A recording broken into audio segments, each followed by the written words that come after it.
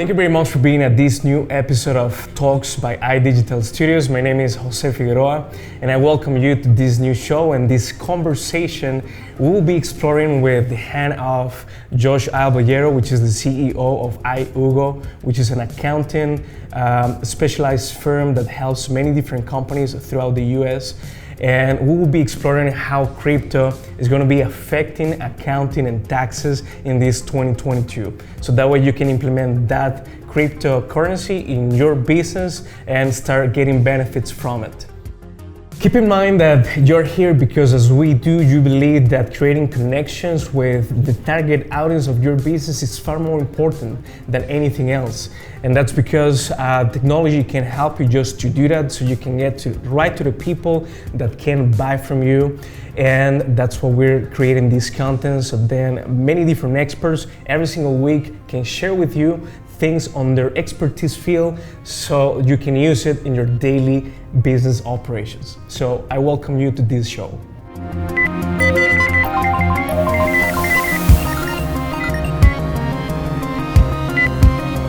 Josh Bajeri is the founder and CEO of iUgo. He's also a strategic business leader with experience in growing businesses to profitability. He has worked and led companies in the accounting, tax, lending, auto, and hospitality industries. In 2003, he founded D&J Financial Inc., a financial services franchising system that focuses on tax preparation, tax representation, and accounting. In 2003, he founded D&J Financial Inc., a financial services franchising system that focuses on tax preparation, tax representation, and accounting. He sold the business in 2017 to focus on his newly founded business, iUgo, a software company focused on easy-to-use financial solutions for individuals and small businesses. In recent years, over 1,000 entrepreneurs have benefited from Josh's training, courses, and coachings. He believes that taxes should be easy to comprehend and that accounting should be a very important point of attention if you want to grow your business exponentially. He is an advocate for the renaissance of businesses towards a healthier financial situation, one that allows them to thrive in times like this and grow into more mature corporations and businesses. Thank you very much, Josh, for being with us here at Talks. This conversation, I think, is going to be very beneficial for a lot of business owners and decision makers. I think that taxes and everything that has to do with it in this upcoming new revolution of crypto, it's going to be a topic that everyone needs to know about. So, how do you feel today? I'm doing very good. How are you? I'm doing fine. Thank you very much for being with us here. The first question is about what it is that you do and why people can save millions literally by doing exactly what you help many different businesses to accomplish. So I am a coach, a business coach, and I work with entrepreneurs who are wanting to start a business or want to take their business to the next level. And what is that? It's growing the business, hiring employees, different types of revenue streams, taking the business, not necessarily a gig, keeping it as a gig, but actually making it a business. So eventually the beautiful thing of owning a business is that the business should work for you, right? And the idea of saving millions, it's not just on, stashing the money in the bank, right? Also, understanding how to invest that money, in the different areas of the business, or even, in that can help grow the value of your business. So I've gone through a lot of experiences, good and bad, that prepare me for situations like this. And I like to teach folks not just about things that are written on a book, but actually experiences that happen in real life.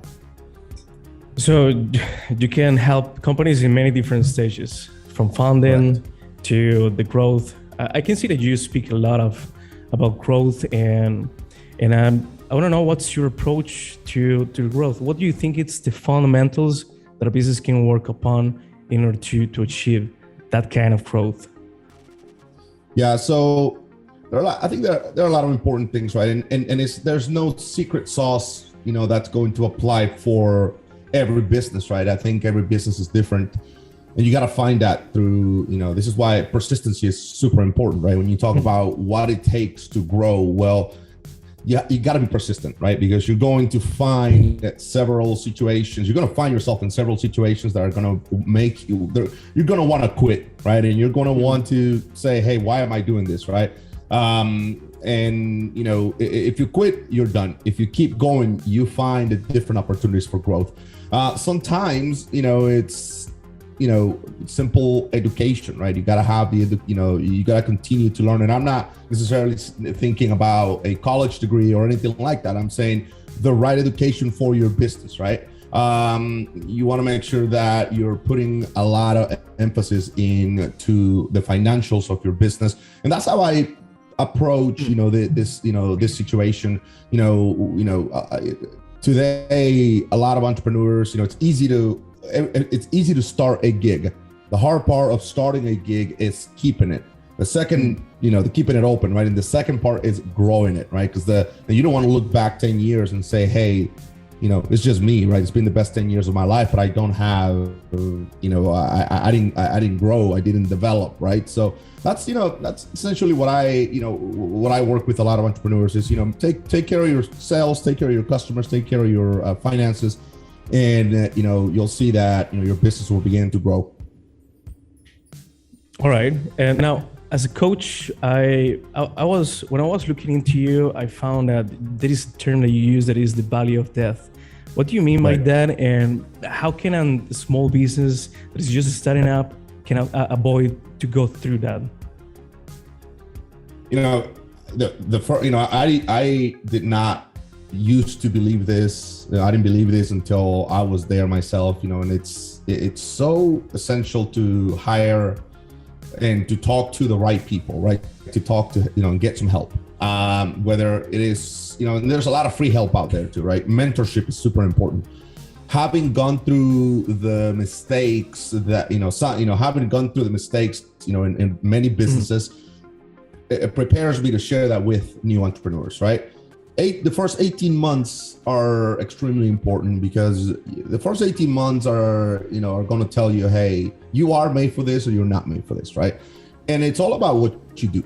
If you seek help, if you continue to educate yourself, if you do the right things, simple things as to making sure you have a daily plan, right? To start your day, right? You don't let things happen to you. You make things happen. So and those first 18 months are going to be full of disappointments, which is good, right? Because if you can get through those disappointments, then, you have a better shot at being successful. So, typically, 12, 18 months, 24 months is when, you'll see, I've seen a lot of my friends, that started something and then 24 months later, right? Or 18 months later, they're working for somebody else. So what happened, right? You start looking at what happened.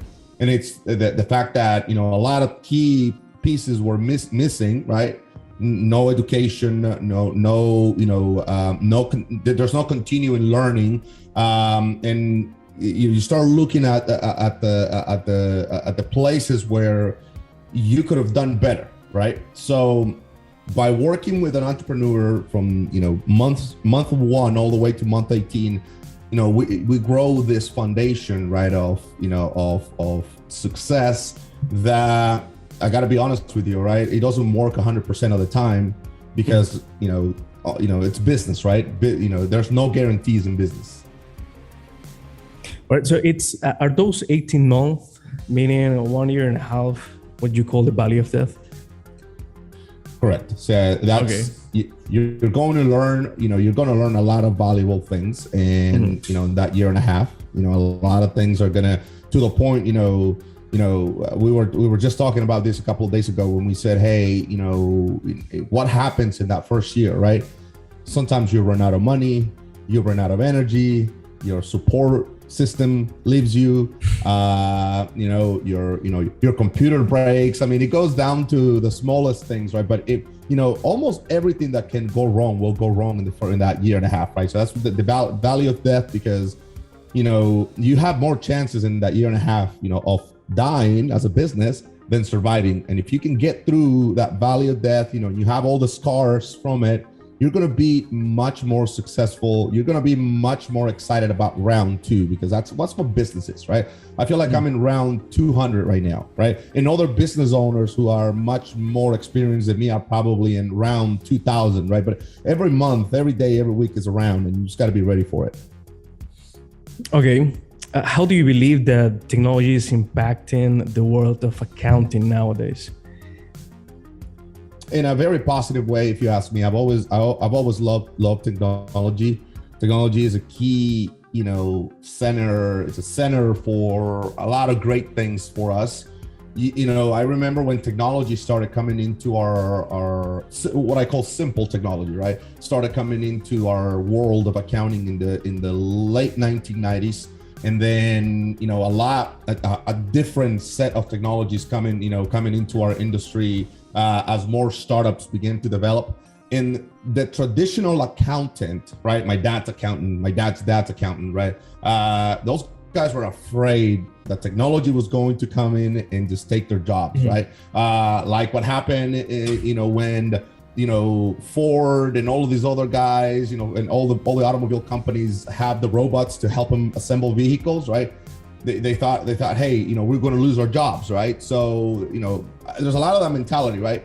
So for those people who did not embrace technology, their businesses have become small. Yeah. So, for us, in accounting, a lot of automation, right? Imagine if I can do a lot of the automation, with technology, there's a lot less risk of mistakes. That's number one. Number two, I can spend more time with new customers, looking for new customers, right? Because there's a key component of marketing in accounting. And there's so many other things you can do whenever you have technology, helping you do those repetitive things, right? And I'm super excited about what technology is doing in accounting. Now in tax, a little different, because the Internal Revenue Service, here in the United States is probably the oldest agency we have, and in terms of technology, they're always super behind in technology, so they make it a little complicated, but they're catching up. So I know we're going to talk about this later, right? And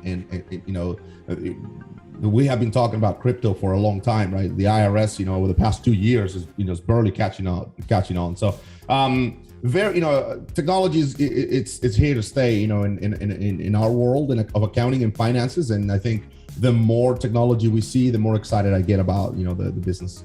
Well, your company developed a taxes platform, right, that people can use, right? Mm-hmm. Right. So we started, and we're not the only ones, right? But we started that in 2018, and we have been working on the different modules, for it. We looked at how complicated tax preparation, is, for some people, right? But then we looked at, and we said, hey, well, why is it so complicated? Why does it seem so complicated, right? And I'm an accountant by training, and it's really not that complicated. And I'm really not that much smarter than everybody else, right? I mean, it's why is it that still feels so complicated, right? And it's the way a lot of these softwares are built, right? They're not intuitive. They're not easy to use. Mm-hmm. So that's what we decided to, go into the market with our own solution. Can you get to the same result? It's like if you were given a choice, right? You got to get to your job, but you can take this route or this route. Both routes are going to take you to the same place, except this one's going to take 45 minutes longer. Then you choose which one, right? So that's what we did, right? We enhanced a lot of the existing technology, created a couple of more pieces of technology. we're in the world of do it yourself, right? So it shouldn't be that complicated to file your own tax return. But would you agree that the most valuable asset that you can save by having a software such like yours, is time? Because everything that you're saying, it seems to me that is just more time consuming than the skillfulness that you need in order to do it. Is that right? Right. So what was the question? Sure. Yes, I was just making sure that if I understood that the most valuable asset that someone can save is time, because software like yours helps them save a lot of time, and that is, I think, the most valuable asset that they can invest in some other activity, such like the ones that you mentioned. Correct. Mm-hmm. You're absolutely right. So when we first launched the business, we were wondering, how are we different than everybody else, right? And then we realized, hey, time is what we save, right? It's not about saving money, it's about time. Mm-hmm. All right. Now, what is the deal of crypto within all this? How do you think that is affecting accounting, and how people that have businesses and they want to receive payments in crypto include this into the accounting? Is there a challenge for it? Yes. Yeah. So I think here we are, we are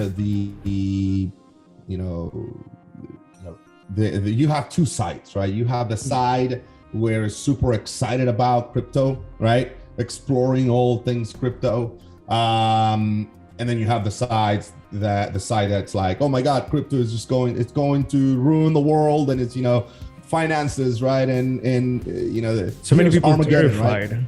Right. So it's up to us, right? The professionals to educate people, right? Now, there's risk with everything you do. But what I always, say is, eventually with time, this is one of those things that you have to give it time.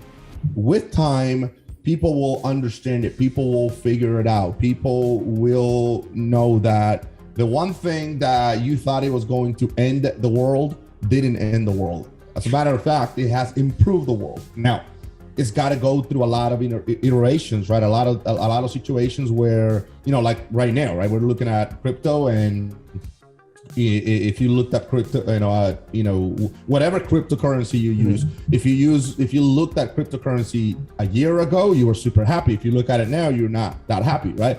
If you're in the investing side of things, right? But if you're in the payment side of things, it makes so much sense, right? It's easier, it's cheaper, it's not that complicated to use, and thanks to simple technology, we're able to use all these different wallets, that are it's making in reality it's just it's making the process of financing a lot easier, right? So I'm super excited that I get to talk to a lot of entrepreneurs who are in the world of startups, and it's a lot easier to have a conversation there as to when I go to the traditional companies that are like contractors, right? And they want everything cash, right? So talk about the challenges in accounting. We have been having a challenge for 30 years with debit cards, because we have a set of people who they want to do everything cash still, right? So and they hate taking their cash to the bank, and they for tracking purposes and all of that, and all of that, right? So when I look at crypto, right, and I think, hey, there are millions of people who are scared of it, right? But it's gonna take time. Once we fully educate, once the market corrects, once all of these different things happen, I think we're gonna find ourselves with a very unique solution to do payments and other things. Well, hey, Yash, here's some questions that many people have right now. Is there taxes for crypto? It depends, right? So if you are trading, and you, like anything, right? If you're trading and you make a gain, then there are taxes for the gain, right? There's no taxes for crypto itself. Just because I have crypto, because I bought crypto, I don't have taxes. But if that crypto that I bought generates a gain, right? And generating a gain doesn't mean that crypto went up. So people get all confused, right? Because I bought today at 35,000, then tomorrow crypto's at 45,000, and oh my God, I'm gonna have taxes on those $10,000. No. It's when you cash it out, right? Now you have a tax, right, implication there, right? And now you're making it a taxable event here in the United States, right? And look, the trading companies, the trading platforms, they're all ready, with to give you tax forms at the end of the year, right, to keep you current with everything that's happening, right? Okay. Now there are more complicated transactions, right, in crypto, not just the simple sale of your cryptocurrency. The bottom line is that there are taxes for it, but the cryptocurrency doesn't become taxable until you actually take the gain, right? Okay. So I always give people the example of the house. You buy a house, just because you buy a house and your house went up in value, right? There's no taxes for that. If you buy a house, it goes up in value, and you sell it, the difference between what you bought it for, right, and what you sold it for, the gain, right, that could be taxable. So the IRS is actually taxes come in the liquidation then. Right. It's very, the IRS has actually made it very simple. If you made some money out of it, you're gonna have to pay us taxes. It's called capital gains. Okay, perfect. Now, just to put in context, so if there is a business that has an e-commerce right now, for instance, and this business, they want to accept, let's say, Bitcoin, Ethereum, or any other crypto, and do the accounting of these companies changes in some way, or to the traditional way of doing accounting? Is there a special action that they have to declare, or I don't know, what changes there, or nothing changes? Yeah, so not very much changes in terms of.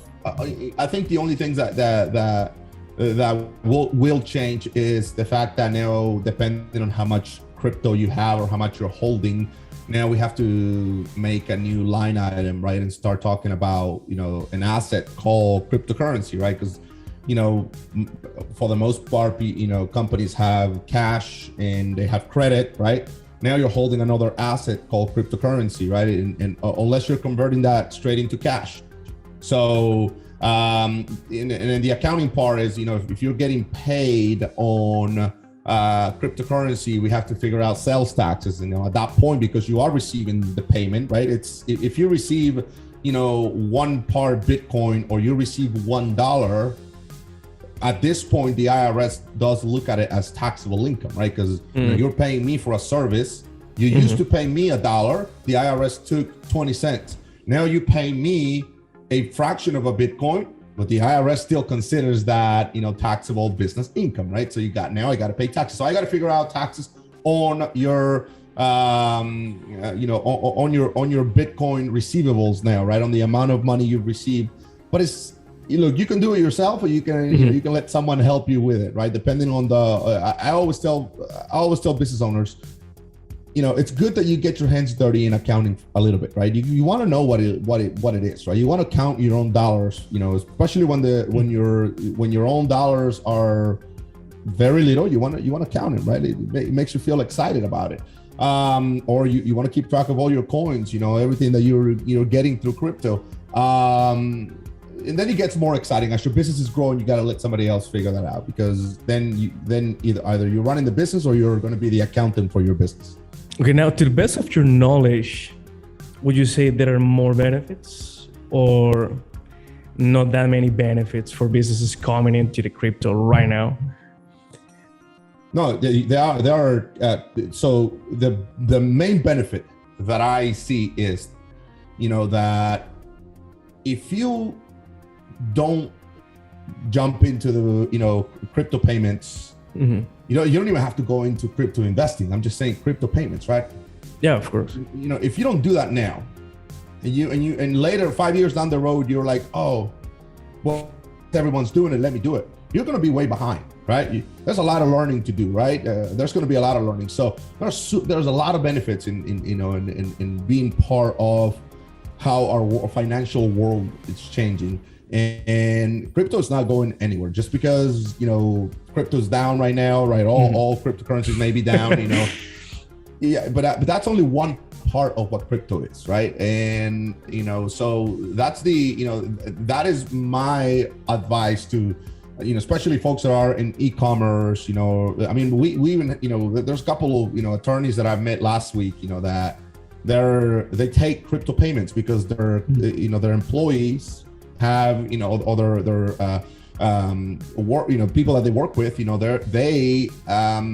one of their currencies that they use is, I think it's Bitcoin, right? So they started getting into the mix, I always tell people, this funny story, this is back in the, 2010, when there was a lady that used to come to our business, knock on the door and sell tamales, right? And one day, she'll come every day. One day we say, hey, no, thank you, because we've had enough, right? And we didn't want to break her heart because she was working really hard, right? So we said, hey, no, thank you. We don't have any cash. And then the lady was like, oh, no worries. So she pulled up her little chip, plugged it to her phone and said, here, you can pay me with card, right? So when you start seeing people, in simple businesses, adapt to technology, then you start saying, hey, you want to reap the benefits, right? The worst part you can do is to say, I'm not going to do it because I don't know it. Do it, learn it. And once you've tried it for a few months or a year, and you decide that there's no benefit for you, then that's a good decision, right? But you can't say, no, I'm not going to do it and just simply not try it and not understand whether there's benefits or not. Your main advice then is that the people tries it out, but educate themselves about how to do it. Okay. Right. And then test it, and if it doesn't work for you, then just pass it on. There's something else going on. Exactly. I don't think dollars are going away. I don't think, credit cards are debit cards are going away anytime soon. But it doesn't mean that we don't have to adapt the new technologies, right? Especially when they're simple, right? Crypto payments, cryptocurrency itself, it's simple, right? You can get into crypto mining and stuff like that. And even I'm not going to get into that, right? But the financial side of it is very exciting. Now, let me ask you this. Do you think that your business can become more attractive just by implementing crypto in your daily operations? Or give you any special advantage? The short answer. Yeah, the short answer is yes, right? If I, for instance, right, we work in the startup world, and there's a lot of startups that are mining crypto. There are, they're building blockchains. They're working with a lot of technology related to crypto. So to be able to speak their language is important, right? Now, if you have someone who is, and I think, one of my brothers, he's so into crypto, right? If he could change his credit cards into crypto, he would do it. But, he's always looking for those businesses that take crypto, and he much rather do businesses with crypto businesses than others who don't, right? And I, like him, there are a lot of people like that, right? So I think, you are going to, you're going to see the advantage, whether it's one payment or 10 payments, you'll see the advantage of it. Now, you'll wait till the federal, regulators begin to take it more serious, right?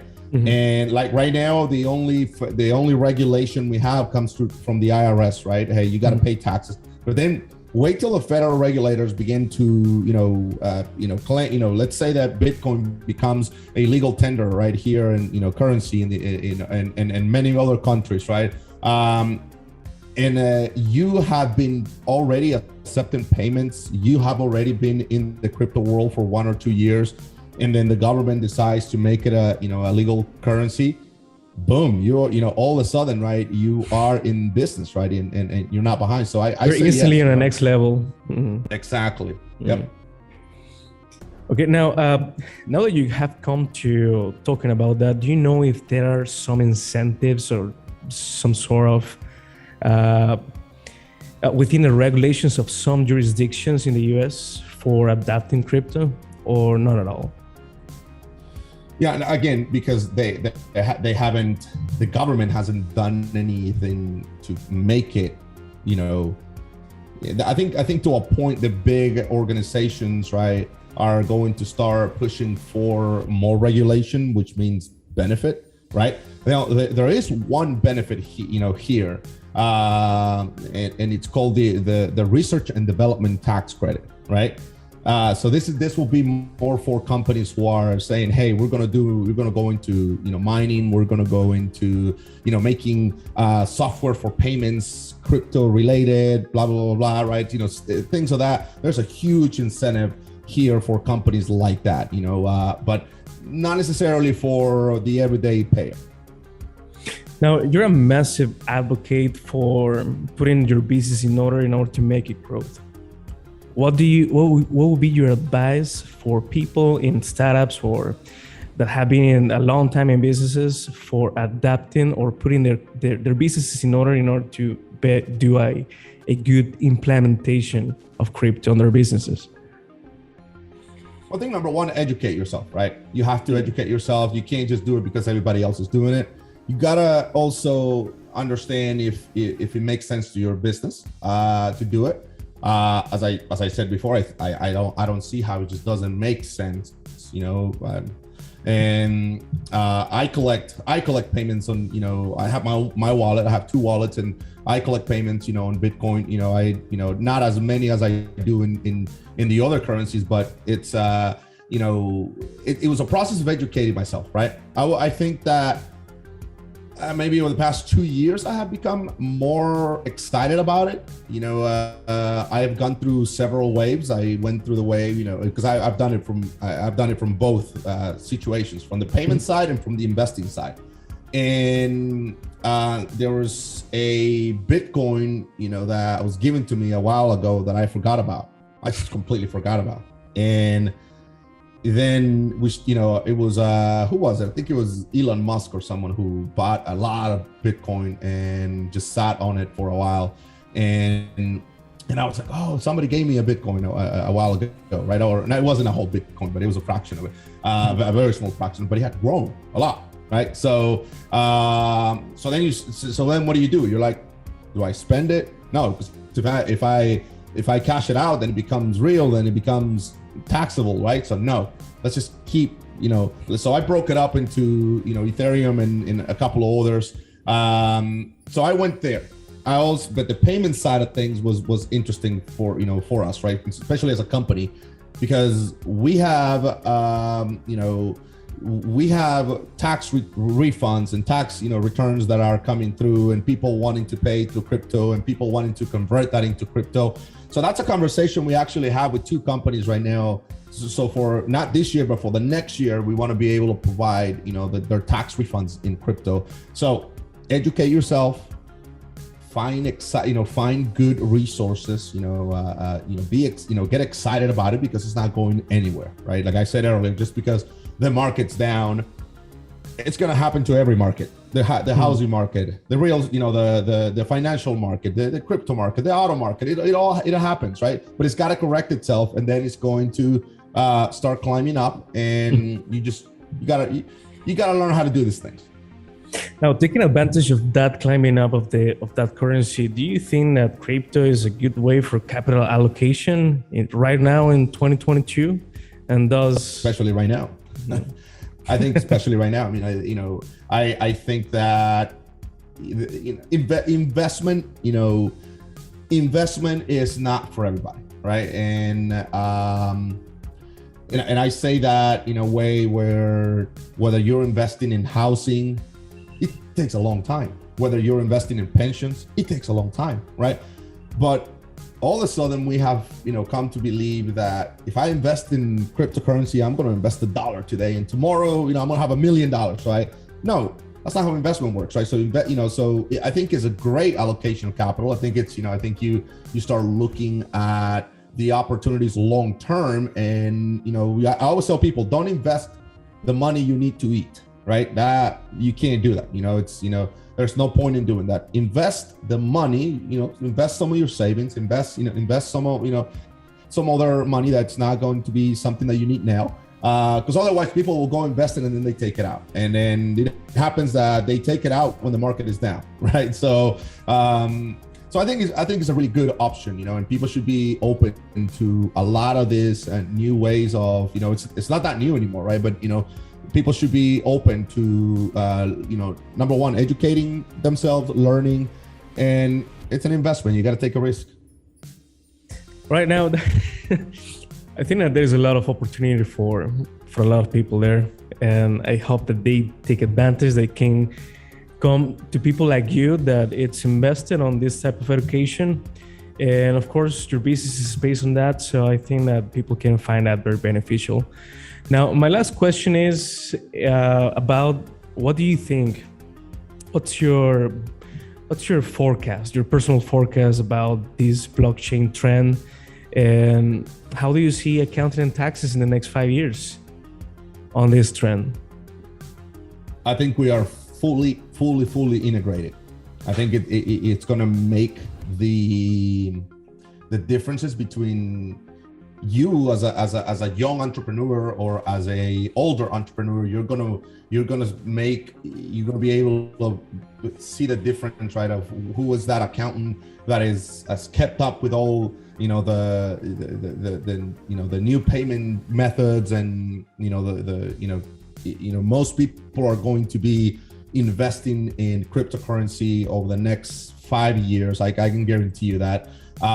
It's not going anywhere. So what it does to us, the ones who, the accountants and tax professionals who are fully invested, fully bought into it, is that we're going to begin to ask, number one, for it to be regulated better, right? Because the more, if it gets regulated better, it gets taken serious, right?